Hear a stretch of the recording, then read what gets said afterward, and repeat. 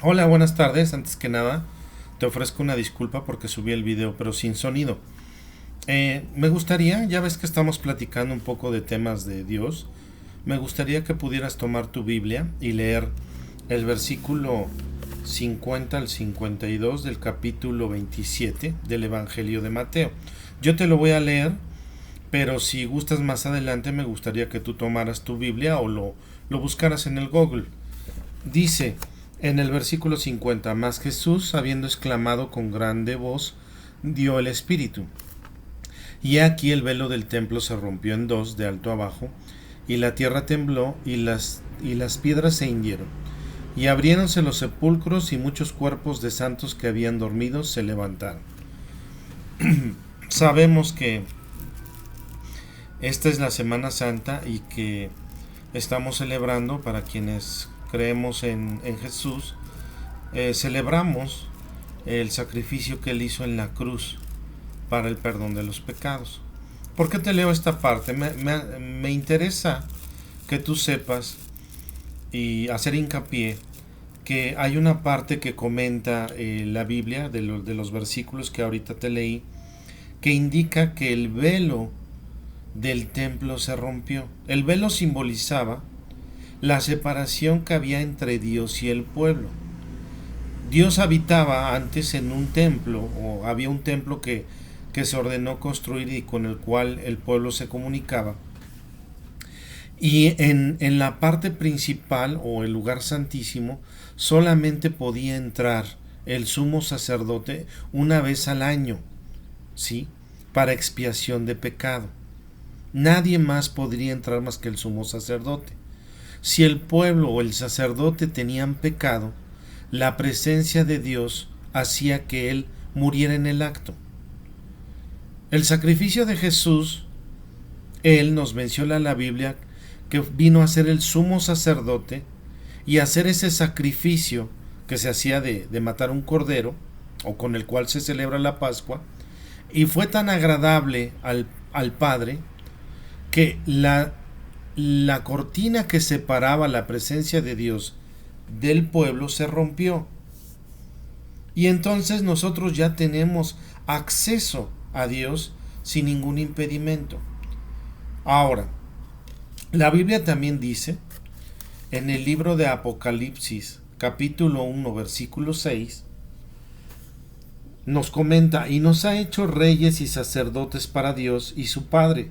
A él sea la gloria e imperio para siempre jamás. Amén. ¿A qué se refiere esto? Originalmente, Dios quería que nosotros fungiéramos como reyes y sacerdotes. Si tú lees el libro, los primeros capítulos del libro de Génesis, habla de que Dios le dio a Adán y a Eva la oportunidad de gobernar a la creación. Sin embargo, por los errores de ellos y el pecado, adquirieron el pecado y ya no pudieron hacerlo. Dios quiere que seamos sacerdotes, que seamos reyes. ¿De quién? De nosotros mismos, de nuestra vida. Para quienes somos cristianos, nuestra autoridad máxima es el pastor. Pero en otras religiones, por ejemplo en el catolicismo, esa autoridad se delega en un sacerdote, en un padre, en un cura. Y nosotros creemos que Él es la única persona que tiene acceso directo a Dios. Y generalmente le respetamos como esa autoridad, pero no hacemos las cosas correctas para que delegarle tanta carga. Lo que llevó Jesús en la cruz del Calvario fue nuestra carga, el pecado. ¿Qué pasaría, por ejemplo, si nosotros fuéramos reyes y sacerdotes? Por ejemplo, tu vida tendría que cambiar.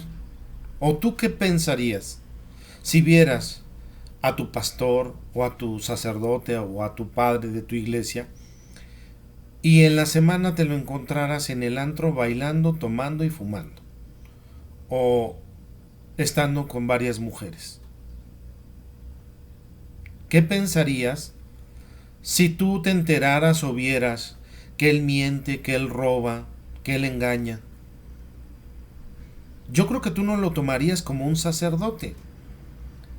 Pero entonces, nosotros, y me incluyo porque todos somos pecadores, digo, yo no hago algunas de las actividades que te voy a comentar, pero en muchos casos las personas hacemos una vida dentro de la semana en la cual no es agradable delante de Dios.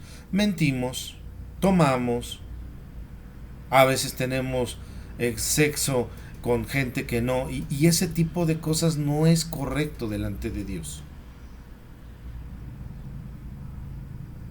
¿Por qué? Porque ensuciamos nuestra alma, nuestro espíritu. Y entonces vivimos una vida pecaminosa. Sí. Y queremos que el sacerdote, el padre, el cura, se encargue de abogar por nosotros delante de Dios. Nadie está limpio del pecado. Nadie. Pero de alguna manera Dios quiere que nosotros enderecemos nuestra vida.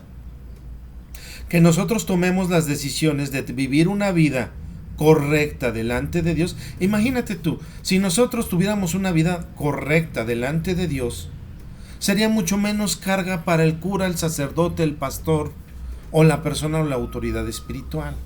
Eso nos ayudaría. Y de antemano es lo que Dios quiere. Que tú gobiernes tu vida, que tú endereces tu vida. Eso es lo que originalmente Él quería con Adán y Eva y lo que quiere con nosotros. El sacrificio de Jesús en la cruz nos dio la oportunidad de acercarnos a Dios. Pero para acercarnos a Dios, pues primero debe de haber arrepentimiento, pero también el no volver a pecar. Y a veces esa parte nosotros no la hacemos. Por eso es que yo te invito a que tú, hoy que estamos en temas de cuarentena, de contingencia, y que tenemos la oportunidad de acercarnos a Dios, de aprender de Dios, pues que también hagas conciencia en ti mismo que tú debes de cuidar tu vida espiritual, tu vida personal, la vida de tu familia, para que así tú puedas tener un mejor acercamiento a Dios. Dios no te va a impedir que te acerques, de hecho Él quiere que te acerques, pero Él también quiere que dejemos de pecar. Y vuelvo a insistir, el pecado no es porque vemos el pecado en grados, ¿no? Para Dios es lo mismo matar que mentir. Para Dios es lo mismo el adulterio que la idolatría.